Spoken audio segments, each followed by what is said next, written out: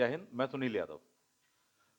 वर्ष 2023 मध्य प्रदेश लोक सेवा आयोग तथा पीईबी के द्वारा जिस प्रकार से लगातार वैकेंसी आई हैं, आ रही हैं और अभी और भी आएंगी, उसको देखते हुए अपने आप में वर्ष 2023 एक गोल्डन अपॉर्चुनिटी है उन विद्यार्थियों के लिए जो कि प्रतियोगी परीक्षा की तैयारी कर रहे हैं। क्योंकि सभी का टारगेट जो कि पिछले 3-4 सालों से खाली बैठे हुए हैं, कोई भी वैकेंसी वगैरह क्लियर नहीं हुई है, सभी का टारगेट ये है कि कम से कम एक वैकेंसी अपने हाथ में आना ही चाहिए। ठीक, स्वाभाविक सी बात है, ये मिनिमम वाली बात है। दूसरी बात ये है, कई प्रश्न विद्यार्थियों के रहे हैं, परेशान हो रहे बेचारे, कॉल मैसेज इत्यादि वगैरह, कि 2023 में जिस प्रकार से एग्जाम कैलेंडर आया हुआ है और लगातार वैकेंसियां हैं, चाहे पटवारी परीक्षा की बात हो मार्च में, चाहे बात हो एआर की, असिस्टेंट प्रोफेसर की, सेट की, एमपीपीएससी प्रीलिम्स के लिए अप्रैल में तो मेंस ही है, उनकी बात हो, तो कई चीजों को मैनेज कर पाना बड़ा मुश्किल हो रहा है। कई विद्यार्थी कह रहे सर, दो पाँव में जो जो नाव है उसमें पाँव तो नहीं रख रहे, वैसे तो कुछ नहीं हो जाएगा। तो बहुत सारी चीजें हो रही हैं। तो इसीलिए 2023 की इस रणनीति को मैं लेकर आया हूँ। कुछ चीजों पर मैं चर्चा करना चाह रहा था कि ये जो एग्जाम है, इन पर हम बात करें, किस प्रकार से मैनेज करें, किन चीजों को हम साथ लेके चल सकते हैं, नहीं चल सकते, इस पर बात करना चाह रहा था। ठीक, तो कुछ चीजें हैं, उसको उठाते हैं। सबसे पहला जो अपन देखें, जो विद्यार्थियों के कॉमन क्वेश्चंस रहे हैं कि कैसे मैनेज करें, 2023 को कैसे मैनेज करें। पहले वैकेंसियां नहीं आ रही थी, अब तो लगातार वैकेंसी आ गई और इतनी सारी आ गई, समझ में नहीं आ रहा क्या करें, कहाँ जाएं। ठीक, कैसे मैनेज करें, कई एग्जाम हैं। दूसरा कि सबका सिलेबस एक तो अलग अलग है, कॉमन सिलेबस होता तो भी समझ में आती बात, यहाँ तैयारी कर लो। सबका सिलेबस क्या आ रहा है, बिल्कुल डिफरेंट टाइप का आ रहा है। तो उसके कारण भी तो बच्चे कह रहे क्या करें सर, किसी एग्जाम को फोकस करें, किसी कुछ को ना करें, या कुछ एग्जाम छोड़ ही दें। ये बहुत सारी चीजें हैं, काफी एग्जाम है, उनमें से कुछ मैं यहाँ पर बता रहा हूँ। फॉर एग्जाम्पल पटवारी का मार्च में है, थोड़ी बहुत आगे पीछे हो सकता है 19-20। एमपीपीएससी का मेंस है 2019 अप्रैल में, फॉर्म भरे जा रहे हैं। पीएससी का प्री है 21 मई को। ठीक, सेट है जून में, आपको दी हुई डेट 4 जून की। एआर असिस्टेंट रजिस्ट्रार का एग्जाम भी दिया हुआ है आपको, 25 जून समथिंग हो गई उसकी डेट नई वाली जो बढ़ करके। नेक्स्ट वन एपी का है, असिस्टेंट प्रोफेसर का है, अक्टूबर सितंबर समथिंग के आसपास में होना चाहिए। प्लस इसके अलावा कई एग्जाम है, जेल प्रहरी है, पुलिस है, कांस्टेबल है, सब इंस्पेक्टर की वैकेंसी का है। तो वो भी, तो इतनी सारी चीजों को कैसे क्या मैनेज करें। कई बच्चे सोच रहे हैं कि सर कुछ को छोड़ देते हैं, ऐसा ना हो कि साहब 2 दिन से गए पांडे, हलवा मिले ना मांडे वाली स्थिति ना हो जाए। तो इन प्रश्नों के उत्तर देने के लिए ही और इस पर बात करने के लिए इस वीडियो को मैं बना रहा हूँ।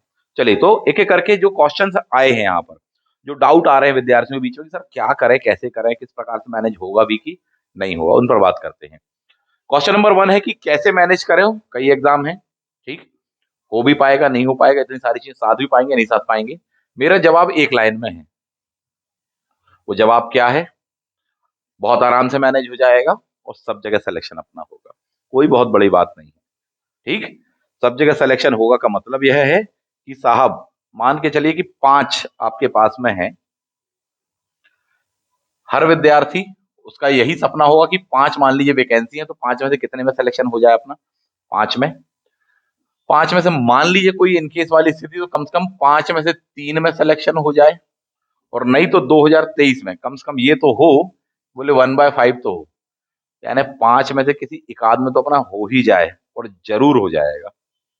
ठीक, तो जैसा आप चाहोगे वैसा हो जाएगा। कैसे कैसे करना चाहिए वो मैं अपने एक पॉइंट ऑफ व्यू से बता रहा हूँ। अच्छा, एक बात और, मैं यहाँ पर जो कुछ भी बता रहा हूँ उस बात के लिए आपसे चाहूंगा आप इस बात को समझ लें कि एज अ टीचर नहीं, मैं यह बता रहा हूँ कि यदि मैं खुद एक विद्यार्थी हूँ, वर्ष 2023 में मुझे परीक्षाएं देनी है, ये सारे एग्जाम्स मान लीजिए मैं दे रहा हूँ, हालांकि सारे नहीं दे रहा हूँ, पर मान लीजिए कि दे रहा हूं, तो एक विद्यार्थी के रूप में मेरी रणनीति क्या होगी, मैं किस प्रकार से सोचूंगा, मैं किस प्रकार से डील करूंगा, मैं केवल अपना व्यू ही आपके सामने रखने का यहाँ प्रयास कर रहा हूँ। क्लियर? तो एक लाइन में आंसर, बिल्कुल पॉजिटिव आंसर डेफिनेटली अपना होगा और अपन तो उठाएंगे। मिनिमम वाली बात ये है, और टारगेट अपना ये है कि जितने फॉर्म भरे सब जगह सिलेक्शन होगा अपना, बिल्कुल होगा, डैम श्योर होगा, और अपन को लेना ही सिलेक्शन, सबसे पहली बात। अब वो कैसे होगा अपन उस पर बात करें। ठीक, समस्या क्या है कि साहब 5-5 एग्जाम, कोई समस्या नहीं है। सॉल्यूशन क्या है जिस पर डिस्कशन करना है, कैसे पांचों में होगा। एज अ स्टूडेंट, एक विद्यार्थी की दृष्टि से कैसे देखना चाहिए इस पर। तो बात करते हैं अपन। ध्यान देने वाली बात है, बड़े ही आराम से मैनेज हो जाएगा, ये फालतू की बातें हैं कि मैनेज नहीं हो पा रहा। सब कुछ मैनेज हो, 5 नहीं 50 एग्जाम होते तो भी मैनेज हो जाता। 2 महीने बचे हैं, 3 महीने बचे हैं, 6 महीने बचे हैं, सब में मैनेज हो जाएगा। करना है जिनको सिलेक्शन लेना वो तो लेंगे ही सिलेक्शन, वो तो कोई बात ही नहीं है। अपन को लेना है सिलेक्शन, ठीक, तो अपन तो लेकर ही रहेंगे। दूसरा, एक दिन में कितने एग्जाम को, सिलेबस इत्यादि वगैरह को लेकर चले। तो दूसरा जो सबसे बेस्ट आंसर है यहाँ पर कि एक दिन में कम से कम 2 आपको लेकर चलने पड़ेंगे, कम से कम 2, 3 भी हो सकते हैं, ठीक। कम से कम 2 का मतलब क्या है, पटवारी और सेट को आप लेकर चले चलिए। किसी को पटवारी भी देना और सेट भी देना है, किसी को पटवारी और एमपीपीएससी का मेंस देना है तो आप इन 2 को लेकर के चलिए। किसी को एमपीपीएससी और एआर बस देना है, पटवारी का नहीं देना तो ये लेकर चलिए। किसी को ये देना ही नहीं, बोले सर हमको तो एआर और सेट देना है, तो इन 2 को लेकर चलिए। और किसी को ये है तो एआर और एपी लेकर चलिए, बोले सर सेट नहीं देना, हमारा तो पीएचडी है, पहले से हम नेट क्वालिफाइड है। इस प्रकार से आपको चलना पड़ेगा। तो ये क्या क्या तौर तरीके होंगे, इन पर हम बात कर रहे हैं अभी। 3 भी लेकर चल सकते हो जिन विद्यार्थियों को जो टारगेट है। आधार क्या बनेगा, पहले जो एग्जाम है, जो पहले है उसको, प्लस जो बड़ा है, जिसका सिलेबस बड़ा है उसको फोकस करिए। फॉर एग्जाम्पल, क्या मतलब इस बात का, पटवारी परीक्षा जो है वह मार्च में है, 15 मार्च के आसपास की डेट आपको दी गई, जैसे भी शिफ्ट बनेगी। जबकि पटवारी के बाद में जो अगला एग्जाम होने वाला है वह एग्जाम है एमपीपीएससी का मेंस। यदि जिन विद्यार्थियों का एमपीपीएससी मेंस है तो डेफिनेटली उसको दोनों को लेकर ही चलना चाहिए। एक बहुत बड़ा साइकोलॉजिकल गेम है ये, मनोविज्ञान का ये प्रश्न है, और अभी और भी क्लियर होगा सिलेबस इत्यादि वगैरह को लेकर के। तो इन 2 को लेकर के चलिए। वो लोग भूल जाए कि उनको एमपीपीएससी का प्री को लेकर के कुछ काम करना है अभी। रीजन, जब आपने अच्छे से अगर पटवारी का तैयार किया है और एमपीपीएससी मेंस को आपने अच्छे से तैयार किया है तो डेफिनेटली आप मान के चलिए 90% आपकी तैयारी एमपीपीएससी प्रीलिम्स की है, और प्री तो आप क्वालिफाई कर ही जाओगे, वो तो कोई बात ही नहीं है। क्लियर है। प्लस अगर ये आप लेकर के चल रहे हो तो आपकी एआर की भी तैयारी हो जाएगी। पूरी तरह नहीं होगी, कुछ तो स्तर पर होगी, क्योंकि सिलेबस कई जगह मैच होएगा, कई चीजें जो है काम आएंगी। अभी मैं उस बात को दिखाता हूं, दर्शाने का प्रयास करूंगा। कई जगह आपकी तैयारी ए आर को लेकर भी हो जाएगी, सेट को लेकर के भी हो जाएगी। यहां पर ऐसे कम से कम 2 से 3 लेकर चलना पड़ेंगे। दूसरी बात मैंने कही कि साहब जी जो बड़ा है, बड़ा क्या है इनमें सबसे, एक तो एमपीपीएससी का मेंस वाला सेक्शन है, क्योंकि वो अभी देना है आपको अप्रैल में, लगे हुए विद्यार्थी जिन जिनका मेंस है। दूसरा जो सबसे विशाल का है वो यहाँ पर, तो ध्यान दो, सेट और एपी वाला है। कौन सा, ऑप्शनल सब्जेक्ट, सबसे पहला पॉइंट। ऑप्शनल सब्जेक्ट इतना विशाल है कि यदि आपने पेपर 1 तैयार भी कर लिया और ऑप्शनल आपका छूट रहा है, फिर तो कुछ नहीं हो सकता, भूल जाइए, कुछ भी नहीं हो सकता। इसका मतलब है कि जो मस्ट है वो क्या है, ऑप्शनल सब्जेक्ट है।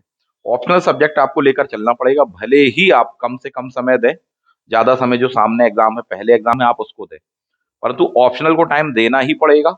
उसकी यूनिट वाइज निर्धारित करना पड़ेगा, उसके लिए कम से कम कंटेंट रखना पड़ेगा आपको कि साहब इतनी कम से कम बुकें हम पढ़ें, या इतने कम से कम बुकें रखें जिसमें पूरा का पूरा हमारा सिलेबस कवर होता हो, 100%, 99%, 95% जो भी है, और कम से कम किताबें रखना, क्योंकि कम से कम रहेंगे तभी पढ़ पाओगे, अदरवाइज नहीं पढ़ पाओगे। ऑप्शनल सब्जेक्ट लेकर के चलना चाहिए। प्लस ये जो सेक्शंस आने वाले हैं जो पहले एग्जाम है, यानी कि पटवारी दे रहे हो तो पटवारी का लेकर के चलोगे, अगर पीएससी प्री है तो उसका लेकर, प्लस इसको लेकर के चलिए, और अभी आपको ये क्लियर हो जाएगा। हमारे यहाँ पर जितने भी बैच चल रहे हैं उनमें हम विद्यार्थियों को सभी को यही बता रहे हैं, सभी को यही समझाया भी है साहब। 5-5 एग्जाम हो सकता है कुछ विद्यार्थी दे रहे हो, कुछ विद्यार्थी 5 में से 3 को ही फोकस कर रहे हैं क्योंकि ऑलरेडी पदों पर हैं। ऐसे पदों पर है कि बोले सर ये वाला हम नहीं देना चाहते हैं, या किन्हीं भी कारणों से देना ही नहीं चाहते हैं। कोई 3 को फोकस कर रहा है, कोई 4 को। यदि कोई विद्यार्थी बेरोजगार है, अभी फिलहाल में हाथ में अपने कुछ भी नहीं, तो मैं तो कहता हूँ 5 को फोकस करो, बड़े आराम से होगा। कैसे क्या होगा उस पर ही हम बात लगातार कर रहे हैं और एक एक पॉइंट को हम क्लियर करेंगे। सबसे बड़ा प्रश्न यहाँ पर ये आ रहा है कि सर सिलेबस सबका अलग अलग है, क्या वाकई में सिलेबस सबसे अलग है सबका? बिल्कुल भी नहीं है, पूरी तरह से अलग अलग नहीं है, इस बात को आप समझ लीजिए। यही इसकी सक्सेस का की पॉइंट है। जो इन बातों को समझ जाएगा वो पेपर को बना लेगा। सभी बच्चों को मैंने यही समझाया है, और हमारे यहाँ पर वैसे भी जो बैच है वो इसी प्रकार के बैच के साथ पटवारी के लेवल पर भी तैयारी हो जाएगी, एमपीपीएससी का भी तैयार हो जाएगा, प्रीलिम्स भी, मेंस वाला सेक्शन ही अलग है साहब जी।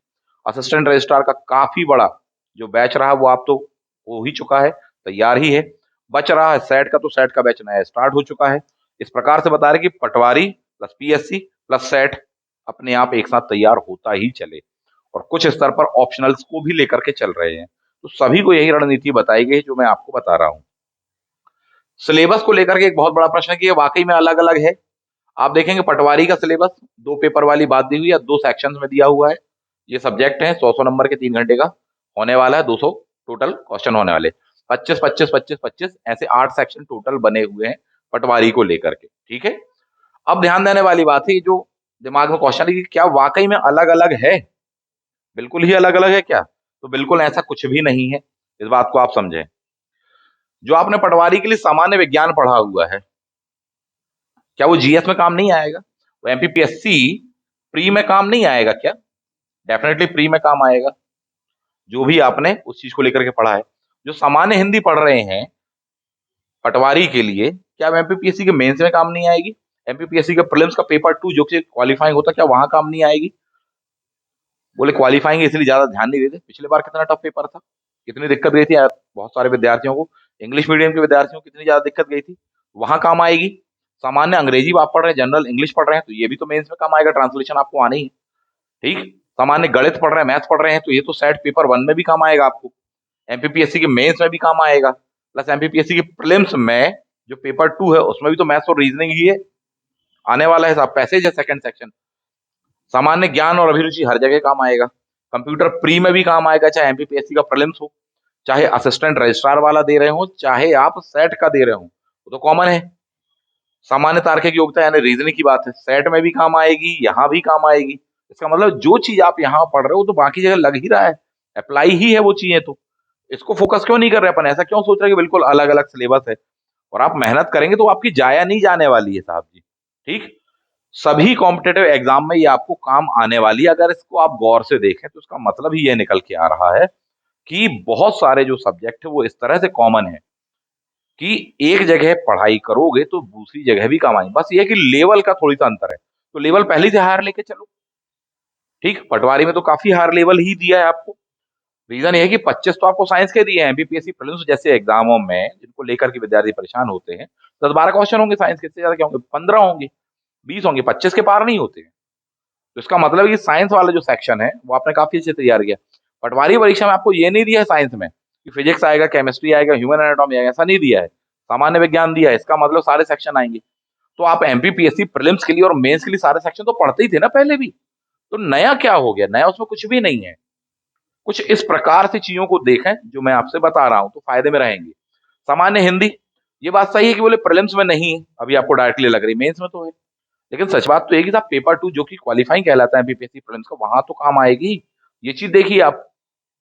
और भी आपको इंग्लिश को लेकर के, जनरल इंग्लिश, यानी कि आप यहां तैयार कर रहे हैं तो निश्चित रूप से वो आपको काम आ रहा है कहां पर, आगे भी। कुछ विद्यार्थी हो सकते बोले नहीं सर हमको पटवारी देना ही नहीं है, ठीक है, कौन सा देना है? पीएससी का देना है आपको, एमपीपीएससी का प्रीलिम्स देना है, एआर देना है, सेट देना है, ठीक, सही है। आप उस चीज को भी गौर करें कि यदि आपको एआर का एग्जाम देना है, क्लियर, तो एआर के एग्जाम में 2 पार्ट में दिया हुआ है आपको सिलेबस, एक सेक्शन कहलाता है पार्ट ए, जबकि दूसरा सेक्शन कहलाता है पार्ट बी। पार्ट ए में 5 यूनिट दी है, पार्ट बी में 10 यूनिट दी हुई है आपको यहाँ पर, हाँ या नहीं? 5 unit as it is MPPSC prelims की है कि नहीं है? बिल्कुल है। जो एमपीपीएससी प्रीलिम्स परीक्षा में दिया हुआ है 10 यूनिटों में सिलेबस, उसकी 5 यूनिट तो एज इट इज मैच कर रही है किसमें, यहाँ पर। इसके मार्क्स जुड़ने ऐसा तो है नहीं कि ये क्वालिफाइंग होने वाला है, यानी कि इसको भी तैयार करना पड़ेगा और कर ही रहे हैं, तो एमपीपीएससी प्रीलिम्स में भी काम आएगा। और जब उसमें तैयार किया तो उसके हाथ लगे हाथ पटवारी में भी काम आएगा, क्योंकि सामान्य ज्ञान जो आपको पटवारी परीक्षा के लिए 25 क्वेश्चन आने वाले हैं, उनमें सबसे बड़ा सेक्शन क्या होगा? एमपी का होगा, बहुत सीधी सी बात है।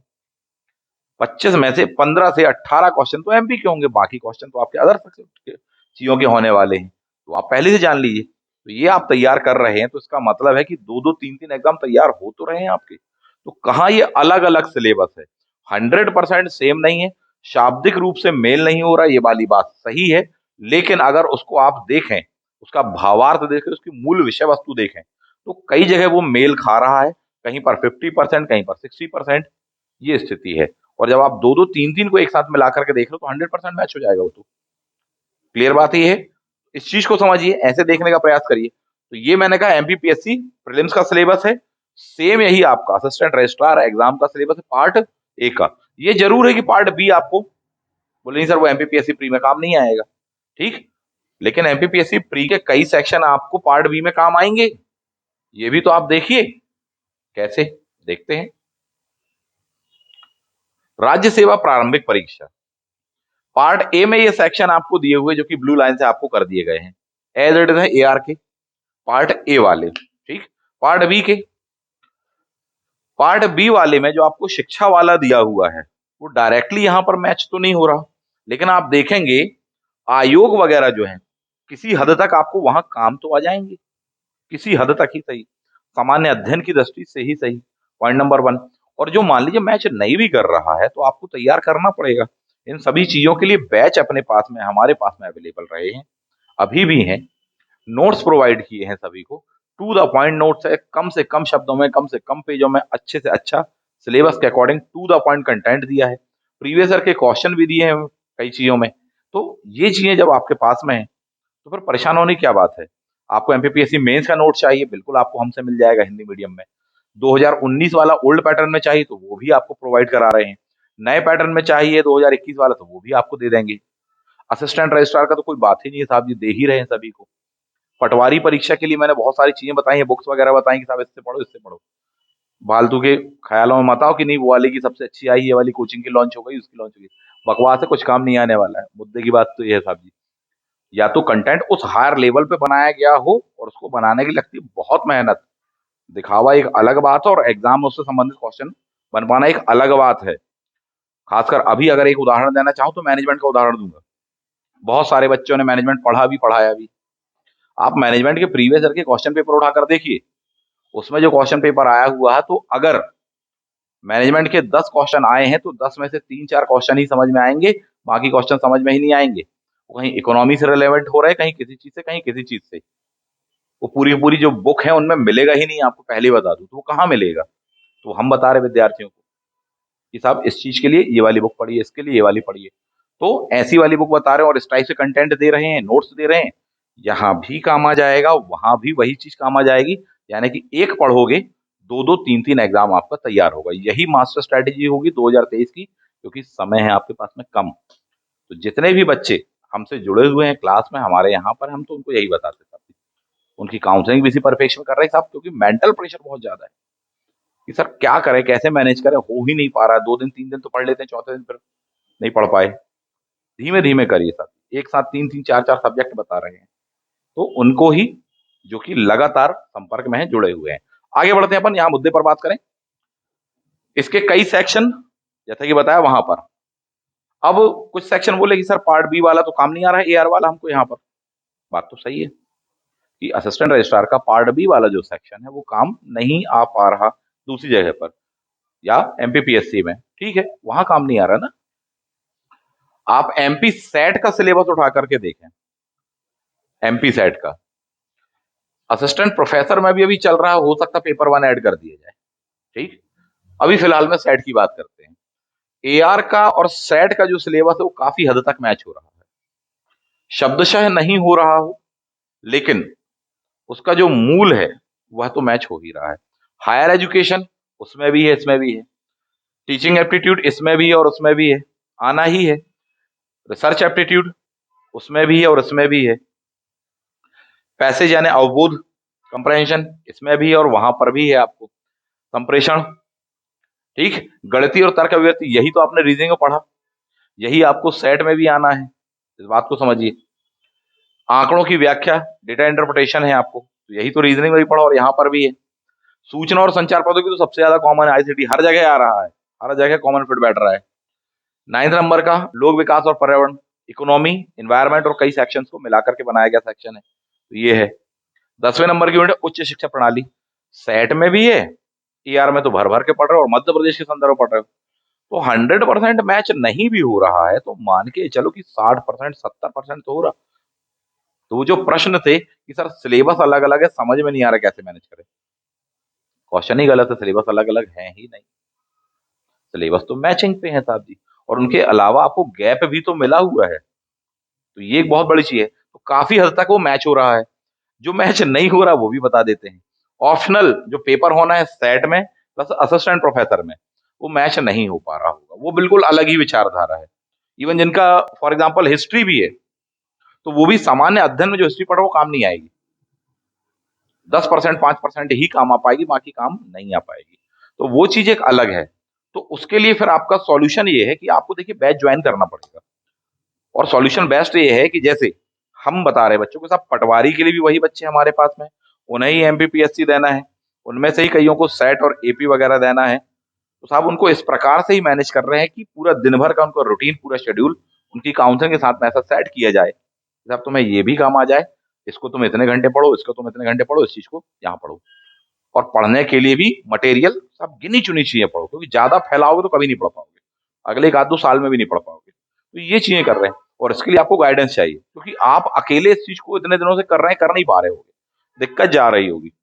अंडर किसी भी एक योग्य मार्गदर्शक के, एक अच्छे गाइडेंस में आपको रहना ही पड़ेगा, और वो मैं आपको प्रोवाइड करा सकता हूँ। ठीक, तो इसीलिए मैंने कहा कि पटवारी का बैच हो चाहे पीएससी का बैच हो, हमारे पास में अवेलेबल है। सेट का पेपर 1 प्लस ऑप्शनल में अभी फिलहाल में हिस्ट्री अवेलेबल है। ठीक, सेट का भी, असिस्टेंट प्रोफेसर का, स्पेशल सब्जेक्ट आपको मिल पा रहा उस लेवल पर पढ़ने के लिए एआर का, पूरी पूरी रिकॉर्डेड क्लासेस लेके सारी बातें कही आपसे। तो ये बैचेज हैं, और जो बच्चे जुड़े हैं तो फिर उनको गाइड करते हैं। इस प्रकार से चीजों को देखें, आपको ये डेफिनेटली काम आने वाला है। यानी कि जो सबसे पहला क्वेश्चन था कि कैसे मैनेज करें, कई एग्जाम है, क्या किसी को छोड़ दें, फोकस ना करें, तो कई एग्जाम है, लेकिन उनका सिलेबस क्या है, कॉमन है साहब जी, अलग अलग नहीं है, वो एक ही है, 50, 60, 70%। अब इसके अलावा दूसरी जो आपकी स्ट्रेटेजी होगी, जो कि कई चीजें मैच नहीं हो रही, वो प्लस मंथ वाइज बनाना पड़ेगा थोड़ी सा आपको। ठीक, कुछ पॉइंट बताना चाहूंगा। जो सेट नहीं हो रहा है, जो बिल्कुल ही डिफर है, बिल्कुल ही डिफरेंट है सब्जेक्ट, ऑप्शनल सब्जेक्ट बिल्कुल डिफरेंट है, उसको अलग से लेके चलना ही पड़ेगा, चाहे आपका केमिस्ट्री हो, चाहे बायो हो, चाहे फिजिक्स हो। और वो एक बहुत लेंदी काम भी, आप पहले से जान लो, एक बहुत लेंदी काम है वो, अच्छा गाइडेंस चाहिए। और नहीं तो नॉर्मल गाइडेंस मिल रहा तो मत लेना, कहना साहब खुद ही तैयार करो। ठीक, हम जो प्रोवाइड कर रहे हैं, हम हिस्ट्री ऑप्शनल बस दे पा रहे हैं अभी फिलहाल में। ठीक है, ये नहीं कि बैच इसका भी चालू हो गया, उसका भी चालू हो गया, क्वालिटी एक अलग ही चीज होती है। ठीक है, वो चीज मिलनी ही चाहिए, एग्जाम तभी क्वालिफाई होता है। तो एक तो वो है, उसको लेकर के चलना पड़ेगा, उसके लिए ये करो कि साहब अभी से 1 से 2 घंटे आप निकालें, किसके लिए, अपने ऑप्शनल के लिए। पहले से पूरी पूरी बुकलिट्स वगैरह बना लीजिए, कौन कौन सा कंटेंट पढ़ना है, कौन से प्रीवियस ईयर के क्वेश्चन पेपर लगाने हैं, किसके गाइडेंस में आप वो है तो ठीक है, नहीं है तो फिर एकला चलो रे वाली बात होगी। पॉइंट 1। पॉइंट नंबर 2, इसमें जो एक बहुत बड़ा कंट्राडिक्शन हो रहा है, जो प्राइम टारगेट अनेक विद्यार्थियों का रहा है, या तो पटवारी है, या तो पीएससी का प्री है, और सेट भी अगर बात कर दें तो, नहीं तो उसको किनारे करके एआर तो है ही है। ये जो जंबल बन रहा है इनका, उसके कारण थोड़ी सी दिक्कत जा रही है। फॉर एग्जाम्पल, जैसे कि देखा जाए मंथ वाइज, जो मार्च का महीना है, मार्च में आपको देना है क्या, पटवारी। ठीक, मार्च से वो अप्रैल खिसक जाएगा, कोई बहुत बड़ी चीज नहीं, शिफ्टें अलग अलग है सभी की। पॉइंट 1। पॉइंट नंबर 2, अप्रैल के बारे में यदि हम बात करें, तो यहां पर यार आपका मेंस, यानी फर्स्ट प्रायोरिटी आपकी यही होगी, सेकंड प्रायोरिटी आपकी यही होगी, थर्ड फोर्थ फिफ्थ में बहुत दिक्कत होने वाली है। Reason, May and June, May and June, 21 मई प्री है एमपीपीएससी, 28 मई आईएएस का प्री है। ठीक, और उसके 28 मई से ज्यादा दिन नहीं, एक सप्ताह के पश्चात में 4 जून को सेट का पेपर है, और उसके भी बाद में मेरे ख्याल से 25 जून के आसपास में ये एआर खड़ा हुआ है। ठीक, तो इसका सॉल्यूशन क्या है, ये क्योंकि एक साथ मिल रहा है जो, पटवारी तो बोले फिर भी सर चला ही लेंगे, झेले ही रहे हैं हम लोग तो। ये कैसे क्या किया जाता है? ठीक है, आसान है, कोई बहुत बड़ी चीज नहीं है। पहले ही बोल दिया, सेट का ऑप्शनल वो अलग ही चलेगा, भले ही आप दिन भर में 1 घंटे ही निकालो उसके लिए, पर निकालना पड़ेगा। ठीक, ऑप्शनल का वो अलग कर दिया अपन ने। अब हम बात करते आगे के सेक्शन की। जिस बच्चे ने ईमानदारी से आईएएस के लेवल पे पढ़ा हुआ है, ठीक, जिसको 28 मई को आईएएस का देना है, तैयार उसने किया हुआ है, तो डेफिनेटली एमपीपीएससी का जो जीएस वाला सेक्शन उसका बाय डिफॉल्ट बहुत अच्छा तैयार है। सिर्फ उसका एक सेक्शन बस छूटता है, एमपी वाला, सिर्फ एक सेक्शन एमपी वाला। 1 महीने पहले से भी वो अगर एमपी को फोकस करने लग जाएगा तो आराम से बना देगा। यानी कि आपका लक्ष्य क्या होना चाहिए? IAS, UPSC. तो आपका जीएस बाय डिफॉल्ट उस लेवल पे तैयार करो, क्योंकि ये इतना बड़ा जूता है कि इसके अंदर में सारे जूते आ जाएंगे। ये इतना बड़ा साइज है कि सबका पांव उसके अंदर आ जाएगा। हाथी के पांव में सबका पांव वाली बात होगी, इस बात को समझो। बचता है केवल क्या? एमपी। एमपी तो पटवारी के लिए वैसे ही तैयार कर रहे हो, किया है लास्ट मोमेंट पर, यानी कि अप्रैल और मई में आपको एमपी पर जोर थोड़ी सा और बढ़ाना पड़ जाएगा। बस इतना करो, आपके ये दोनों एग्जाम क्वालिफाई होंगे, एमपीपीएससी प्री भी और आईएएस का भी। ठीक, आराम से होंगे, कोई बहुत बड़ी बात नहीं है, क्योंकि आपने पहले से तैयारी कर रहे हो आईएएस को लेकर के लगातार, काफी अच्छे से पढ़ा है, वर्ष भर मेहनत की है, और की है तो निश्चित रूप से निकलेगा। ये दो दो तीन तीन एग्जाम एक साथ पढ़ रहे हैं, वो सब निकलेंगे। और नहीं की है तो अकेले यूपीएससी का भी होता तो वो भी नहीं निकलता, निकलता ही नहीं है, सच बात तो ये। क्लियर? मैं ये सब कुछ आपको बता रहा हूँ अपने अनुभव के आधार पे, और इस बात को आप बहुत क्लियरली जान लो कि मेरे भी एक साल में किसी समय 4-4 5-5 एग्जाम्स भी हुआ करते थे, कि पता चला आईएएस का भी है, प्रीलिम्स भी है आईएएस का, एमपीपीएससी का भी प्री है, एमपीपीएससी का मेंस भी उसी वर्ष में, आईएएस का मेंस भी है, उसके अलावा कोई और भी वैकेंसी है तो उसका भी है। कई चीजों को मैनेज करते थे। छत्तीसगढ़ पीएससी का भी भरने चले गए हैं, यूपी पीसीएस का भी देने गए हैं साहब जी, राजस्थान का भी निकला तो वो भी दे आए, एसएससी का निकला हुआ है, एसएससी सीजीएल निकला हुआ, वो भी भर दिया अपन ने। क्यों? क्योंकि वह दौर ऐसा था कि लगता था कहीं भी मिल जाए साहब, जो मिल जाएगा अपन तो घुस जाएंगे साहब जी। ठीक, असिस्टेंट कमांडेंट का निकला, वो भी अपन ने भर दिया। कोई और भी वैकेंसी है, बोले ग्रुप डी की आई है, अपन भर देंगे, क्या करोगे, जो मिलेगी ज्वाइन करेंगे। बोले फॉरेस्ट की आई है, चले, कांस्टेबल आई है, चलो भाई, कोई दिक्कत ही वाली बात नहीं। बस इन सबों में एक चीज ये कर लेते थे और ये सारे एग्जाम क्वालिफाई हो जाते थे। यानी एक साल में अपने 4-5 एग्जाम है लाइन से, और जंबल बना रहे भले ही वो 2-3 महीने का भी, तो सारे एग्जाम निकल जाते थे, कोई बहुत बड़ा इशू नहीं था। बस सिर्फ ये करना, अपने ऊपर भरोसा रखना, और 15 डेज का नियम ध्यान रखना। 15 डेज का नियम ध्यान रख लेना आप साहब। एंड जब 15 डेज भी नहीं तो बोले सर 7 डेज का नियम ध्यान रखना। एग्जाम जो भी है आपका, अभी तो आप बाकी सारी चीजें पढ़ ही रहे हो, पढ़ते रहो दिन रात से। जो एग्जाम आपका है उसके 15 दिन पहले से आप फोकस हो जाना उसके सिलेबस पर। यानी कि आपका एपीपीएससी का प्री है तो उसके 15 डेज पहले दिन रात किसका सिलेबस हाथ में, और उसके रिलेवेंट चीजें पढ़िए। ये कहलाता 15 दिन का नियम। बोले 15 दिन भी नहीं है सर, 21 मई और 28 मई, 7 डेज भी सफिशियंट है, लेकिन इसकी तैयारी पहले से होगी।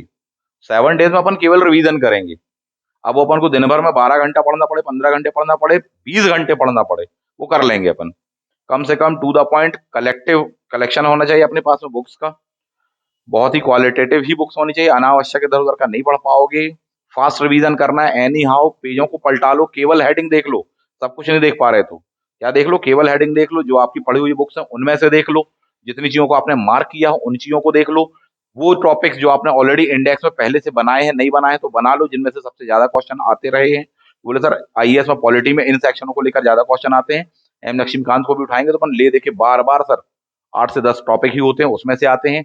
कुछ टॉपिक एम लक्ष्मीकांत में दिए ही नहीं, वो यहाँ वाली में दिए हुए हैं, तो वो 3 टॉपिक यहाँ से अपन ने उठा करके फट से निकाल के पढ़ लिए। ये चीजें पहले तैयार होनी चाहिए। करंट अफेयर्स अपन ने पहले से ही रिवीजन कर लिया है, एमपीपीएससी और यूपीएससी इत्यादि वगैरह के लिए।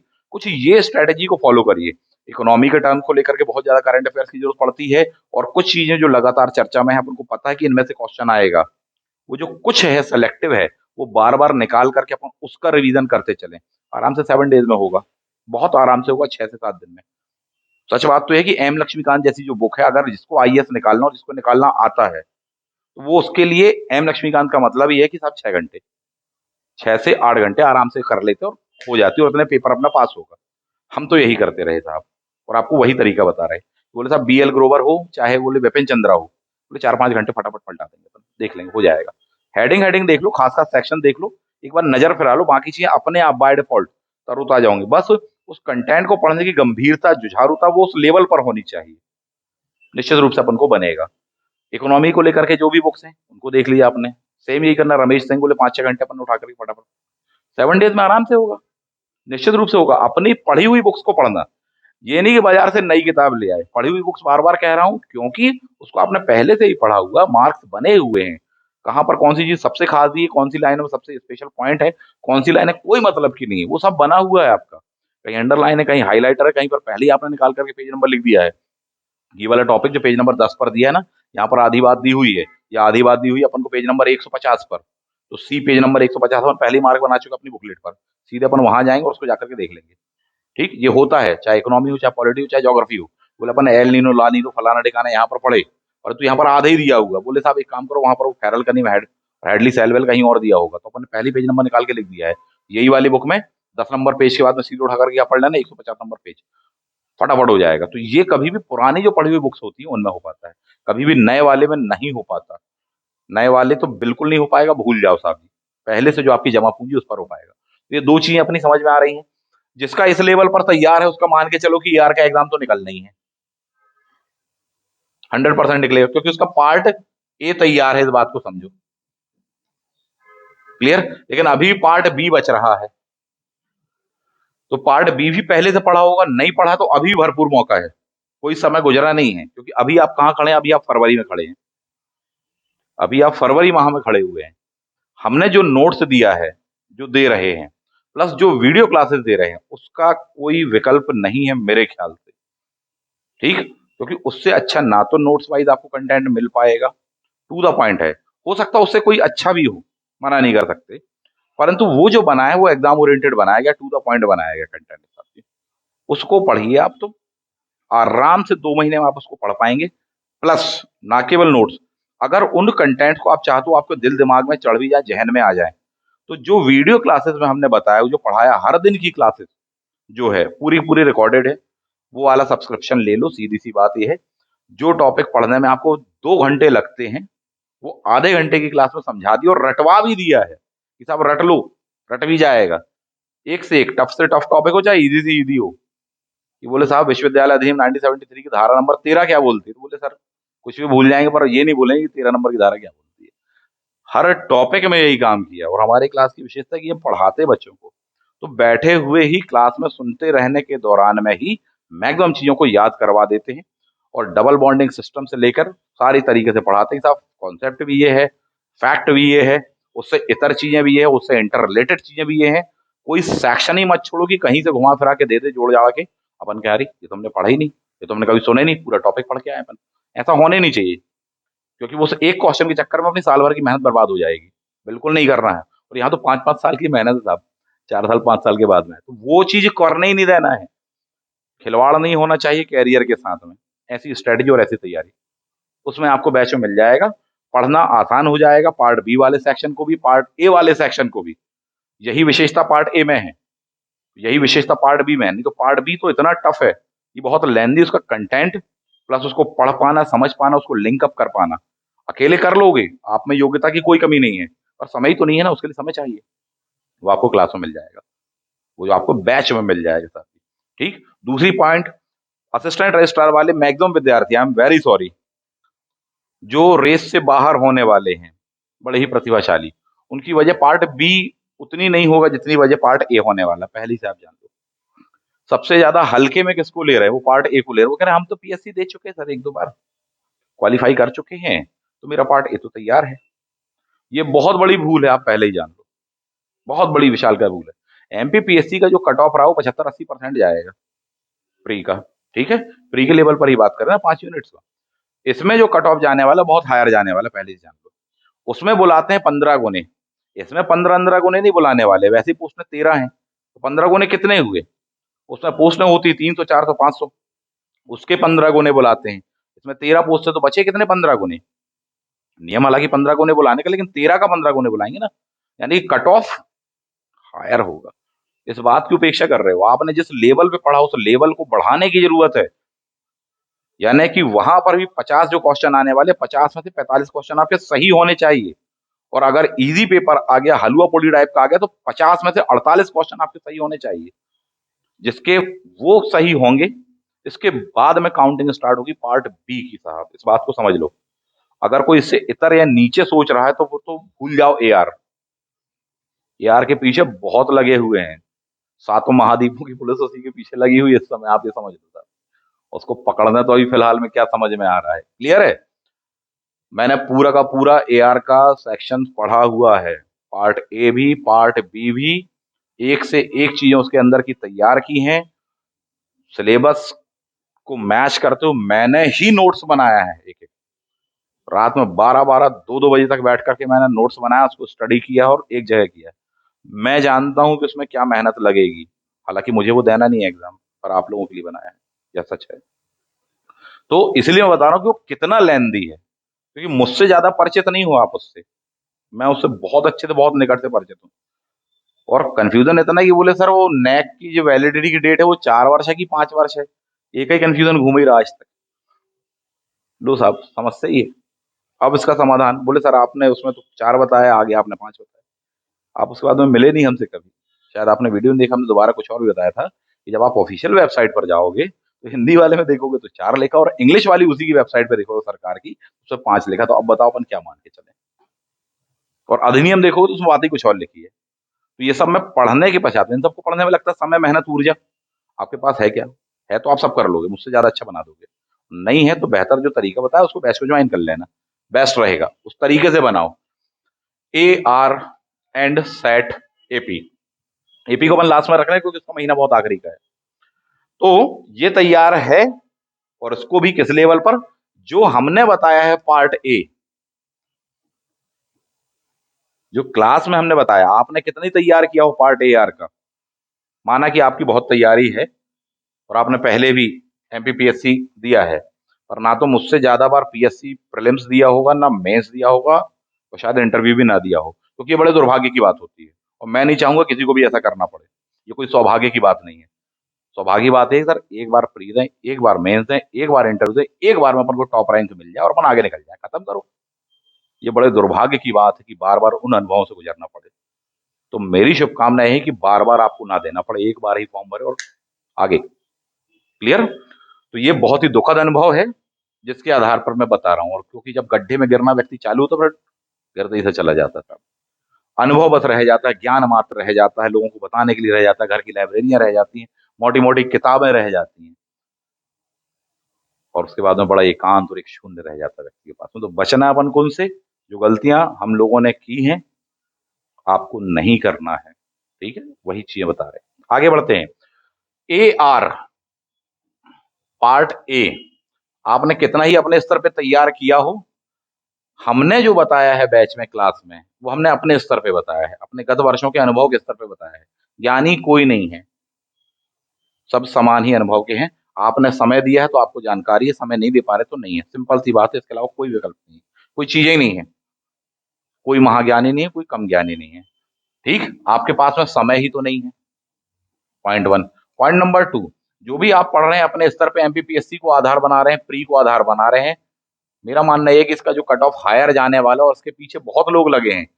वो लोग भी लगे हैं जो कि दिन रात पढ़ाई कर रहे हैं, और वो लोग भी लगे जिनका पढ़ाई लिखाई से लेना देना नहीं है। अब बताओ क्या बताओ।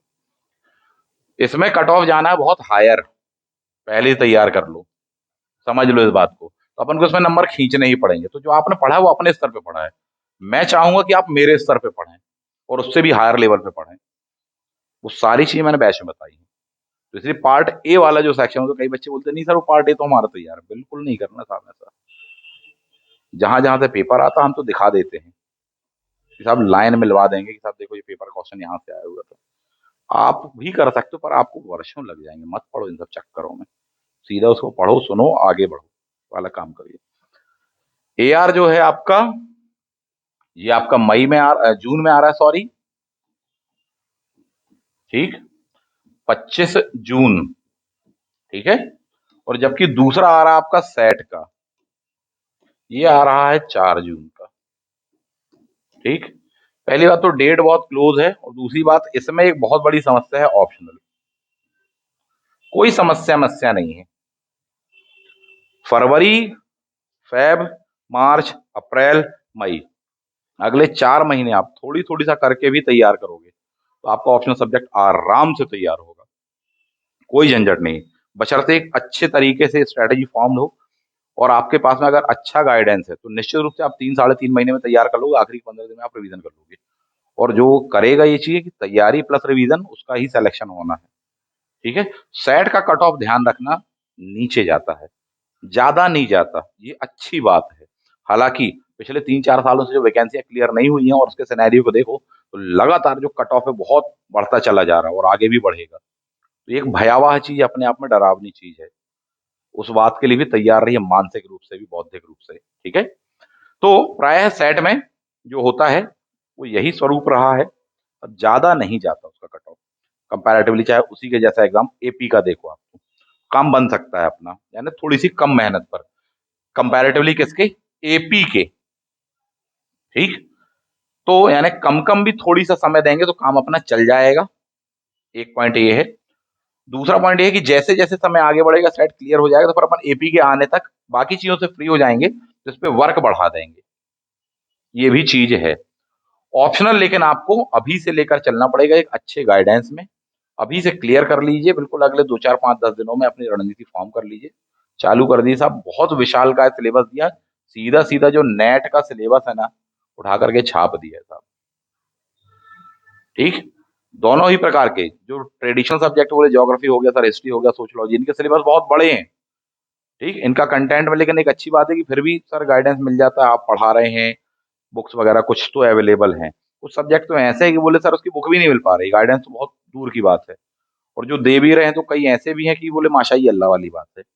तो ये एक चुनौती होगी। इसको लेकिन सॉल्व करने का तरीका क्या है, रोजाना 1 से 1.5 घंटे 2 घंटे अपना लेके चलिए। क्लियर। अब ये 25 जून वाला जो है एआर का, क्या करना है अपन को कि इन दोनों के बीच में ये जो गैप आ रहा है 4 जून और 25 जून का, 20 21 दिन मिल रहे हैं। 15 दिन वाला जो नियम बताया ना, आपको तो ज्यादा मिल रहा है, 20 दिन मिल रहे हैं। अभी तो सेट को कर दीजिए, थोड़ी थोड़ी सा आप क्या ए आर का लेकर के चलिए, पार्ट बी अभी तो तैयार करिए। 4 जून यानी कि उसके ठीक पहले वाला जो सप्ताह अपना होने वाला है, उस समय ओनली फोकस्ड किस पर हो जाएंगे अपन, इस पर। लेकिन ये ओनली फोकस्ड का मतलब यहाँ पर पढ़ाई करना है, तैयारी करना नहीं होना चाहिए। इसका मतलब होगा कि ओनली इस समय रिवीजन हो रहा होगा, और जो रिवीजन करेगा वो डिवीजन उठाएगा। इस बात को आप समझ लीजिए। तो जो पास में आ रहा हो उस समय पर उसमें एनर्जी अपनी बढ़ाते जाना। 4 जून को हो जाओगे आप फ्री, उसके बाद में आपको 25 जून तक को मिलने हैं 20 21 दिन, दिन रात पार्ट बी में लग करके पढ़ना, रिवीजन करना। पार्ट बी क्योंकि आप अभी से पढ़ रहे हैं, मान के मैं ये चल रहा हूँ कि आपने मेरा बैच ज्वाइन किया हुआ है, आपके पास में मेरे वाले नोट्स हैं, आपके पास मेरा गाइडेंस है, अभी से मैं जो बता रहा हूँ वैसे पढ़ रहे हो आप, वो चीजों को तैयार कर रहे हो, प्लस ना केवल नोट्स, उसके अलावा भी बहुत सारी चीजें हैं जो मैं बता रहा हूँ कि साहब ये भी, ये भी, ये भी, ये भी। तो आपका मान के चलो कि अप्रैल तक, फरवरी से लेके अप्रैल तक अच्छी खासी तैयारी हो चुकी होगी, अच्छी खासी। फिर आप उसको डाल देंगे ठंडे बस्ते में। फोकस किस पर हो जाएंगे, पहले जो एग्जाम है उनके 15 दिन का नियम लगाओगे, उसके 15 डेज पहले इस पर, 15 डेज पहले इस पर, 15 डेज। जैसे ही 4 जून को फ्री होंगे अपन, फिर पूरी अपनी 100% एनर्जी किस पर डाल देंगे, उठा करके ए आर पर। मेहनत लगेगी, इसमें कोई दो मत नहीं है, श्रम तो लगेगा ही, पसीना तो लगेगा, आंसू तो लगेंगे ही। ठीक है, बिल्कुल वही बात है। और जो तरीका मैं बता रहा हूँ, ये बिल्कुल वही बात है कि साहब मेरे पास आपको देने के सिवाय कुछ नहीं है, only blood and tears, sweat. मामला क्रिस्टल क्लियर है। I have nothing to give you but to blood, sweat and tears. Winston Churchill, world war 2, वही स्थिति में खड़े हो। क्लियर है। ऐसे बनाएंगे, आराम से अपना सारी चीजें तैयार होंगे, सारे एग्जाम निकलेंगे, कोई बहुत बड़ी बात नहीं है। 5 7 एग्जाम है, सब निकाल लेंगे, सब में एक एक पोस्ट उठा लेंगे, कोई बहुत बड़ी चीज नहीं है। जो ऐसे सोचेगा वो उसी प्रकार से बनाएगा। और इन सब के बाद में एक नियम और भी लगना है, वो शाहरुख खान का नियम कहलाता है। या उनका डायलॉग जो कहलाता कि यदि आप किसी चीज को पूरी शिद्दत से अचीव करना चाहो तो पूरी दुनिया की कायनात उसको पॉसिबल बनाने में, उसको पॉसिबल करने की कोशिश में लग जाती है। 2023 वही वर्ष है, वही गोल्डन अपॉर्चुनिटी है। जो चाह लोगे, जो चाहेगा कि सर 5 में से कोई एक भी मिल जाए, तो उसको एक मिल जाएगी। और जो चाहेगा कि सर हमें तो 5 में से 5 ही मिल जाएँ, तो उसको ये भी मिल जाएगी, इस बात को ध्यान रखना। बस उसमें लगेगा पसीना, उसमें लगेगी मेहनत वो वाली। मामला कुछ-कुछ समझ में आया क्या कह रहे हैं? किस वे में, किस एंगल पर जाकर के बात कर रहे हैं, किस एटीट्यूड पर बात कर रहे हैं। वो नहीं होगा तो पराजित हो जाओगे। यहाँ दुनिया में कोई किसी को रास्ता नहीं रहने वाला, इस बात को बहुत क्रिस्टल क्लियर समझ लो। जो कुछ भी है, वो दिन-रात की मेहनत से ही होने वाला है। आसानी से कुछ भी नहीं होगा, लगेगी मेहनत, लगेगा गाइडेंस, लगेगी स्मार्टनेस, लगेगा कॉमन सेंस, लगेगी प्रतिभा, लगेगी बुद्धि, लगेगी आपकी खूबियां। जब एक साथ उठा करके डालोगे, सब कुछ अपना लगा दोगे दांव पर, जो व्यक्तिगत आपका है, तब होगा सिलेक्शन। जितनी जगह चाहोगे उतनी जगह भी होगा। ठीक। और भी इन एग्जामों की जो डिटेल्ड एक स्ट्रैटेजी हो सकती है, पटवारी को लेकर के अलग होगी, एआर को लेकर के अलग ही होगी, उस पर अभी बात नहीं कर रहे। रीजन ये है कि पूरा हौच पच हो जाएगा। पटवारी के लिए एक अलग वीडियो पर बात करेंगे अब, क्योंकि अब पटवारी का मौसम आ गया है। इसके पश्चात में एमपीपीएससी का मौसम आ जाएगा, तो उस पर बात करेंगे अपन। समझो बात को, अपना एटीट्यूड, अपना तौर तरीका, अपने सोचने की पद्धति, सामने जो चैलेंज है उसके अनुरूप बनाओ और उसको अचीव करने का प्रयास करो। जिसको कहा जाता है कि जो आप नहीं कर सकते वही करने का प्रयास करो। क्या करो? जो लग रहा है ना कि नहीं कर सकते, वही करो उठा करके। लग रहा है कि नहीं 5 को फोकस नहीं कर सकते, करेंगे, वही काम करो स्मार्टनेस के साथ में। जो स्मार्ट है, जो माइंडेड बंदा है, जो इंटेलिजेंट है, वो सब बना लेगा, पॉसिबल कर लेगा, सारी चीजें मैनेज कर लेगा। जो बंदा स्मार्ट है, जो बंदा परिश्रमी है, जो बंदा त्याग कर सकता है, ठीक, क्योंकि ये सारी बातें एक साथ होनी चाहिए। कई बार इंटेलिजेंट स्मार्ट बंदे त्याग नहीं करना चाहते। कोई मोबाइल का त्याग नहीं करना चाहता, कोई किसी मोह मिथ्या माया का त्याग नहीं करना चाहता। बहुत सारी बातें हैं जो ये कर सकने में सक्षम है, एग्जीक्यूट कर सकने में सक्षम है। जो एग्जीक्यूट करते हैं, करने में सक्षम है, कर सकते हैं, इतना बड़ा जिगर है कि हाँ त्याग भी सकते हैं कुछ चीजों को कुछ समय के लिए। केवल वही सफलता की ओर जाते हैं। नहीं तो बातें तो दुनिया में बहुत सारे लोग अच्छी अच्छी करते हैं। बातें करना और उसको एग्जीक्यूट करने में जमीन आसमान का अंतर है। ये कुछ चीजें लगेंगी, ये सारी बातें बहुत ही आसान है अपने लिए। तो सारी बातों का कंक्लूजन ये है कि अपन आराम से बना सकते हैं, कोई भी चीज टफ नहीं है। गाइडेंस अच्छा चाहिए अपन को, content, notes, to the point, syllabus के अकॉर्डिंग वो चाहिए, ताकि अपन कुछ इतर ना पढ़े सब्जेक्ट से, भटकाव ना आ जाए कि अपन पढ़ते पढ़ते कुछ और ही पढ़ डाल रहे हैं। इसके अलावा भी हर पेपर में, चाहे पटवारी का हो, चाहे पीईबी का हो, चाहे एमपीपीएससी का हो, चाहे एमपीपीएससी मेंस का हो, इनमें भी एक खास चीज होती है। एक उदाहरण देना चाहूंगा, जैसे मैथ्स है, सब में आती है, पर पटवारी की मैथ्स में कुछ खास टॉपिक ही आते हैं। जो उस बात को समझ गया वो निकाल के उसको बना के पहुंच जाएगा। एमपीपीएससी की जो मैथ्स आती है मेंस की, उसमें कुछ खास ही टॉपिक आते हैं कि साहब किसी कार्य को 2 महिला और 4 पुरुष मिलकर करते हैं, उसी कार्य को 3 महिलाएं और 2 बच्चे मिलकर करते हैं, और यदि उसी कार्य को किसी इतने दिन से करवाना है, 2 पुरुष और 3 महिला, तो वो कितने दिन में करेंगे। वो यही क्वेश्चन आता है अगर आप ऑब्जर्व करो। बाकी क्वेश्चन तो कोई गिनती के नहीं है, वो सब आसान है। बोले एक मैदान में सिर गिनो तो इतने होते, पैर गिनो तो इतने होते हैं, तो बताओ कि कौन कितने होते हैं। कुछ कबूतर और कुछ खरगोश हैं और ये है और वो है, इस टाइप से क्वेश्चन होने वाला है। पता रहता अपन को कि सब मैथमेटिक्स में 50 टॉपिक दिए हैं, तो 50 में से इस वाले एग्जाम में 10-12 टॉपिक में से आता है। तो आप बाकी 40 क्यों पढ़ रहे हो, क्यों समय ऊर्जा बर्बाद कर रहे हो? समझ में आ रही बात? यही नियम मैथ्स पर, साइंस पर, रीजनिंग पर, हिंदी पर, इंग्लिश पर हर जगह लागू होता है। पर इस पर बात करना बहुत डिटेल की चीजें हैं, अलग अलग सिक्वेंस वाइज बात करनी पड़ती है। इस एग्जाम के लिए सिर्फ उस पर ही बात करें, इसे उस विषय को नहीं उठा रहे। एक छोटा सा ओवरव्यू देने का प्रयास आपको किया, और उसका कंक्लूजन कि साहब आपके सामने 2023 का वर्ष है, जिसका कैलेंडर आपके सामने है। पीईबी का इसमें इंक्लूड नहीं है, एमपीपीएससी वाला नहीं। तो कई बच्चे बोले सर इसमें पटवारी दिए ही नहीं है, उनकी अलग ही टेंशन है, इसमें पटवारी का कैलेंडर क्यों नहीं दिया? तो ठीक है, हो जाता है कई बार, जब अपन लोग भी नैनावाड़ी थे तो अपन लोग भी इसी तरह की बातें करते रहे होंगे। 2023 की एक महान रणनीति, अद्भुत। कुछ पॉइंट्स मैंने बताए, बाकी सब आप बनाओगे, क्योंकि हर किसी के लिए महान रणनीति केवल उसी की ही होगी। कुछ पॉइंट्स मैंने क्लियर करे हैं, बाकी आगे आपके हाथ में है, आप उसको कैसे क्या मॉडिफाई करेंगे। कंक्लूजन यही है, कैसे मैनेज करें, होगा कि नहीं होगा, बिल्कुल होगा। सबसे बड़ी दिक्कत बोले सिलेबस अलग अलग है, कोई अलग अलग नहीं। मानो तो भगवान है, नहीं तो मिट्टी है, पत्थर है, वाली बात है, सिंपल चीज है। ठीक, फोकस छोड़ दें क्या? बिल्कुल छोड़ने की जरूरत नहीं है। आप तो निर्धारित कर लो कि आप कौन से वाले हो। कायनात आपके साथ में है, आप 1/5 वाले हो, आप 1/5 वाले हो कि 5/1 वाले हो, वो चीज आप देख लो। 1/5 का मतलब कि 5 में से कितनी पोस्टें चाहिए, और 5/5 का मतलब आपको 5 में से कितनी चाहिए, आप वो निर्धारित कर लो। आप जो चाह लोगे शिद्दत के साथ, पूरी ईमानदारी के साथ, पूरी गरिमा के साथ में, पूरी आत्मीयता के साथ, तो पूरी नैतिकता के साथ में, अपने जीवन भर में किए गए समस्त अच्छे कार्यों के निचोड़ के साथ में, जो आप चाह लोगे वो आपको मिल जाएगा। यही पावर है उस चीज की।